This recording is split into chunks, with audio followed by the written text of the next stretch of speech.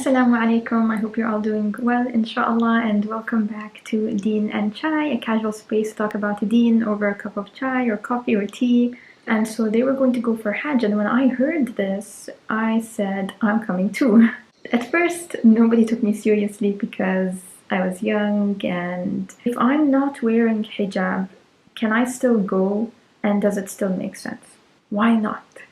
How do you ensure that you do not get lost? You can't really ensure this, and actually we got lost, so I'll tell you what happened. How did you prepare for the acts of worship? Did you take a class or read a book?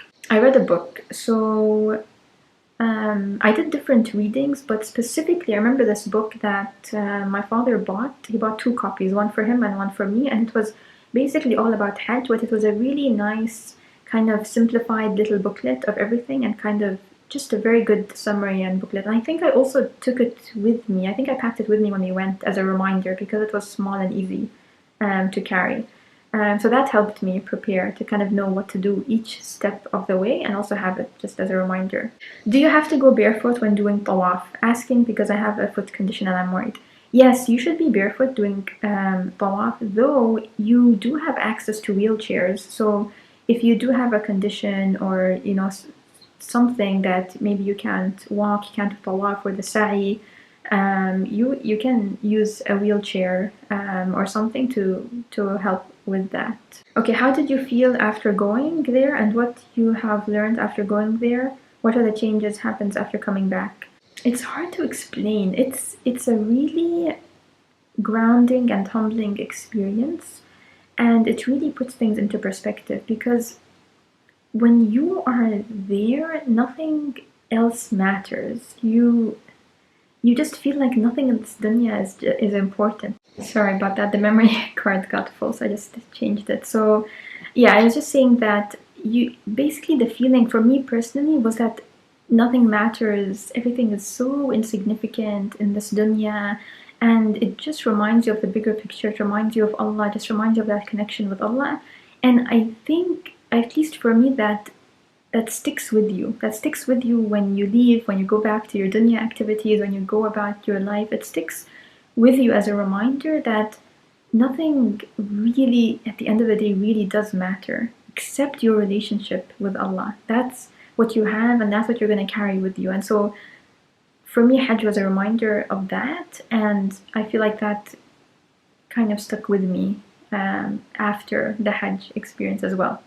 How did you feel when you first saw the Kaaba? So I wish I could say I had the experience of this being the first time I ever saw the Kaaba, but I don't have that experience because I grew up close to Mecca or close to Saudi Arabia. Since I was young, we went several times for Umrah. And so I don't actually remember the first time that I saw the Kaaba. I don't remember what that was like, but there is a feeling every time that I do see it and turn the corner and then there it is. And I don't know how to explain that feeling. I think it's just a sense of peace and just a sense of calmness, peace, purpose. And again, the same thing that nothing else matters, that you're here and it just feels like this is where you belong and this is what matters and this is what's important and nothing else matters basically. That's all I can say. So yeah, I don't have the experience of the first time seeing the Kaaba, but every time I do see it, there is a feeling that happens every time. Okay, I'm worried about being able to afford Hajj. This is a really good point. Hajj gets very pricey, especially when you're coming from countries that are really far away, and there's a lot more expenses and travel and things that go into it. And one thing that I would say is to always have the intention of wanting to go for Hajj. Make that intention and make small things that you're working towards or you're putting in place that is building on that intention, inshallah, so that you have that intention and that reward of that intention in place, inshallah, so that if you were never able to go for Hajj, Allah's merciful, and you made that intention and you took steps towards trying to go for Hajj, and you get the reward equivalent to what you've put into, equivalent to the efforts that you've put into, inshallah. But on the other side of it, you making that intention and putting in efforts, inshallah, Allah will facilitate ways for you to go for Hajj. Just put that intention and start to really intentionally make ways and make plans for how you're going to make that happen. For example, I'll give you some examples. You make the intention and you say, you know what? I am actually going to have what I call a Hajj fund. I'm going to have a little thing where I'm going to be collecting money. Starting today, anytime I have extra change, anytime I have a little bit of extra money in the month or something, instead of going and buying that thing that I want, or instead of going and buying that coffee on this day, or whatever it is, instead of doing that, I'm going to put this money in my Hajj fund, in my little bucket or my little whatever I have on the side, and this is my Hajj fund that I'm slowly going to be building. So you've created that intention, you're more mindful about it, and inshallah you're slowly working towards that. On top of that, whenever you have, say for example, you have occasions where you're used to getting maybe gifts or something, maybe in Eid, maybe your family gives you gifts, or maybe when it's your birthday you get gifts, or when you graduate from something you're getting a gift or something. Maybe there are different occasions where you are used to getting gifts. One thing to do is to tell people, hey, tell your family or your friends or whoever it is that, hey, actually I don't want to receive any physical gifts on this occasion. What I want to receive is cash instead, and it's going to go towards my Hajj fund, because I want to slowly build up my Hajj fund to be able to go for Hajj one day. And inshallah also you will get the reward for being part of this Hajj fund. So I want this to be a blessing for both of us, something that I get to do and something that you get reward for as well. So tell people that, or for example, if you're getting married, for example, instead of people coming with all these gifts and jewelry and fancy things and I don't know what, and all the expenses, instead of that, just tell people, I don't want, same thing, I don't want any physical gifts, just contribute to my Hajj fund so that we as a couple, we have the goal of wanting to go for Hajj, and we want to make that happen, inshallah, and we want you to also receive the reward and the blessings from that, inshallah, by being part of the Hajj fund. So there are different ways to get creative, inshallah, to try to be more intentional about really making Hajj happen. And inshallah you will see it becoming easier and easier for you to happen, and it will be the most beautiful thing because you have worked years and years towards making it happen, inshallah. So that's just my personal advice. Get creative, make the intention, and take small steps. Every small step towards it counts, and inshallah you will see the reward at the end of it, inshallah. How is best to go through an agent or just yourself as a family? You have to go in a package. You cannot go in an individual car or with a family, or you have to go as part of a package. That's how they maintain it, the numbers, and keep it very controlled, to make it easier for Hajj. Okay. Let's see. Do people fast when doing Umrah, Hajj, day of Arafah? It was 30 degrees in the UK and almost fainted. Oh my gosh. No, it is not recommended to be fasting if you are actually in Hajj. Fasting those days of Dhul Hijjah and fasting the day of Arafah, it's a sunnah for the people who are not in Hajj. So for all of us, for example, this year who didn't go for Hajj, that's when we fast. But the people who are actually in Hajj, it's not a sunnah or anything to do. So actually, people in general do not fast this day. So we didn't fast this day when we were there. People say Medina feels like home. What was your experience like? So we didn't go to Medina when we went for Hajj. The Medina part is not part of Hajj. A lot of the groups, what they do is, because it's a once-in-a-lifetime opportunity, and for many people it's the first and only time that they are coming to Mecca and the region. A lot of the groups for Hajj, what they do is they kind of add a Medina trip after Hajj. So you finish Hajj and then you go to Medina for several days. The Medina part is just an extra thing that these groups do, so that the people who are coming for Hajj, who may never ever come back to the region get to experience Medina and the vibes there and everything there. So it's not part of Hajj. So for example, our group, because we were just coming from the UAE close by, we didn't have a Medina part to it. We just did Hajj and then we left and came back home basically. So it was a much shorter trip. So that's one thing that adds to the cost. If you're going on with a group that's also doing the Medina part of it, that's going to add to the cost of the Hajj package basically, because you're also going to Medina and spending days there and all the travel and the costs of the stays and all of that. So we didn't go to Medina, but I went to Medina when I was younger. And I don't have too many memories, honestly. I think I was too young to really experience it and really have an understanding of where I was and the significance and all of that. It was peaceful. I do remember this peace, but yeah, it's a place that I definitely want to go back to, inshallah, and experience it older, because I feel like it's now I kind of know more about it. I feel like it'll be different experiencing it older. I heard some people steal from others, for example, purses, etc. How did you protect your belongings? We didn't have any issues really. So first of all, we didn't have a lot of stuff with us. I mean, it was just a few days.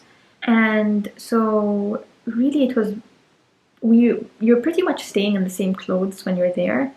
And you don't have too many additional things. It's not like you're carrying products or anything else with you, right? You're just going in the state that you are in. And the only thing I had was kind of a bag or something that was carrying crossbody kind of bag thing that I was carrying close to me. Or even I think like inside my abaya. I don't remember how exactly I did it, but it was always on me, and that had the important things like passport, my phone, and maybe a bit of cash, and that was it. That was on me, the things that I didn't want to lose.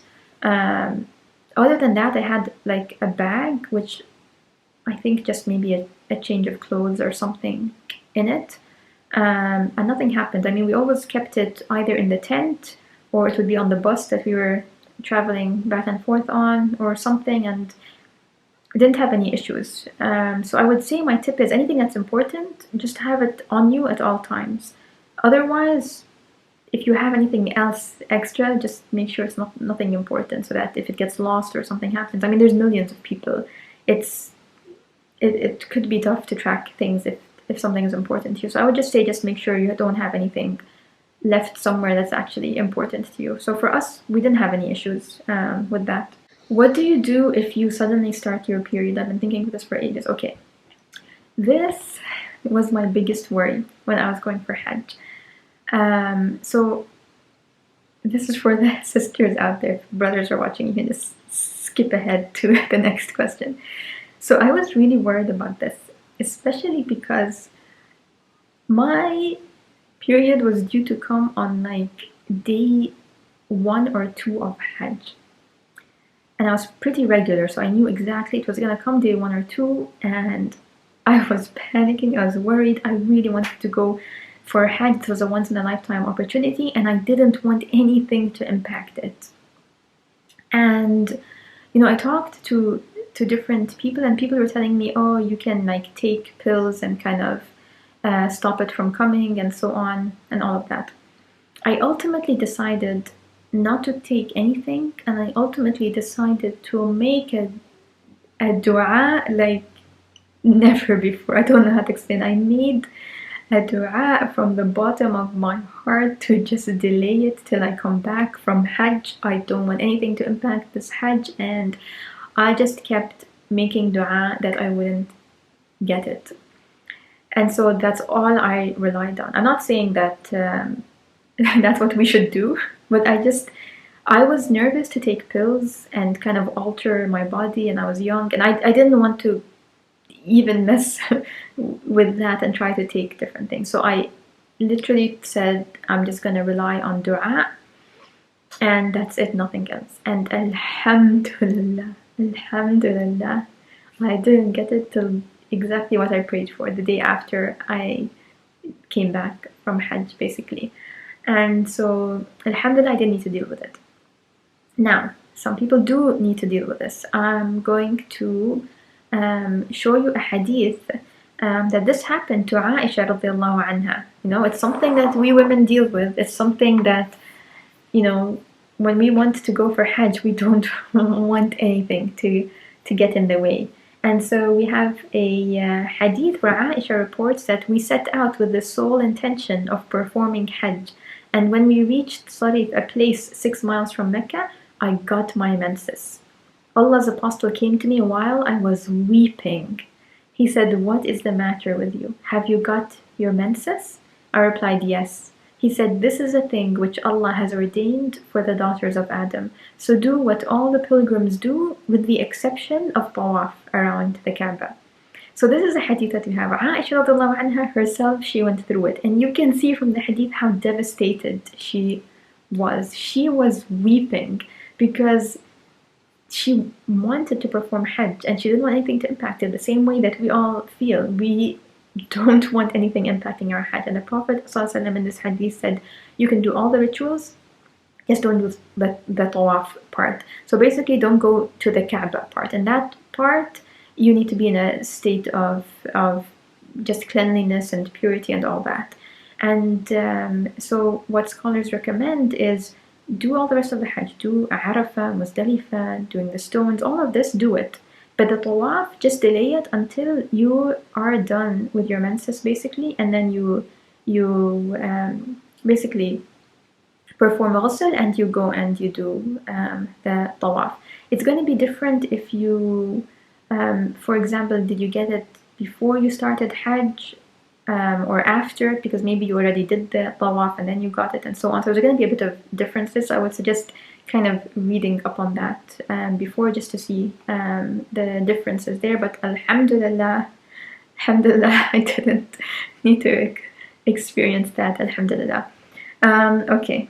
In the haram, where do all the women pray?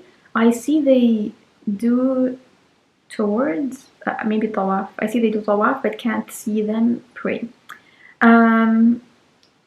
Yes, in general, there are areas which I would say that maybe it's not very clear if you're watching TV, but in general, women are praying around the Kaaba, but it's usually in covered spaces. So it's kind of shaded, it's a bit more comfortable. It's not directly in front of the Kaaba. Not that there's anything wrong with it, just gets super crowded, and so women go to specific areas where they can just be comfortable and be shaded and so on. So it might not be clear if you're seeing on TV, but it's kind of right there, like around the Kaaba. And for the tawaf, it's different. You'll see them, of course, trying to get as close as possible to the Kaaba. Everyone wants to be as close as possible to the Kaaba. There's also different levels of tawaf now that they've built different, basically, like different floors. So you can be circling the Kaaba, but higher up. You can be on a second level, third level. I think in general in Hajj, we went on the highest level that we could, which I think was the third level, because it was just the quietest, even though it's kind of the biggest circle that you're making, but it was very peaceful and quiet up there. So we kind of just, went up instead of being so crowded down there. So yeah, I think those are the main, the most common questions that I answered, inshallah. But let me know below if you have any other questions, or if you want a follow-up video, more details. For example, I didn't want to make this too long, so I'll just cut it here, inshallah. And I hope that you found benefit, and I hope also that you're inspired to go for Hajj, to make the intention, to start preparing for this journey of Hajj, inshallah. May Allah bless you all, and may Allah make it all possible and facilitate for each one of you watching here. May Allah facilitate Hajj for you, inshallah, and may Allah make it the best experience for you ever, a turning point and just a moment that really draws you closer to Allah, inshallah. And assalamu alaikum.